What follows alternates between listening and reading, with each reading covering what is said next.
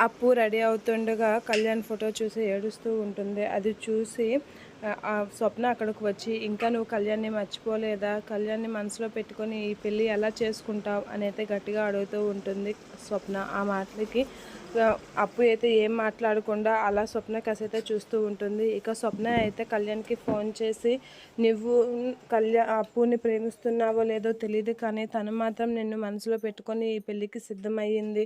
నువ్వు అప్పు మాత్రం నిన్ను మనసులో పెట్టుకొని పెళ్ళి చేసుకోవడానికి ఎందుకు సిద్ధమైందో నాకు అర్థం అవ్వడం లేదు.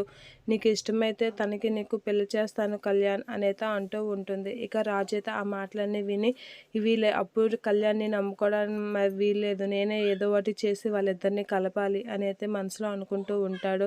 ఇక ఏంటి కళ్యాణ్ ఏమి మాట్లాడవేంటి? అప్పు నిన్ను మనసులో పెట్టుకొనే ఈ పెళ్ళి ఒప్పుకుంటుంది. ఆ పిచ్చిదాయి మా అందరూ బాబు కోసం తన జీవితం నాశనం చేసుకుంటుంది అనేది అంటూ ఉంటుంది స్వప్న. ఇక రాజు అయితే ఎలా అయినా పెళ్ళిని ఆపేయాలి, కళ్యాణ్కి అప్పుకి పెళ్లి చేయాలి, వాళ్ళిద్దరిని అయితే నేను నమ్ముకొని అని చెప్పేసి అయితే అనుకుంటూ ఉంటాడు.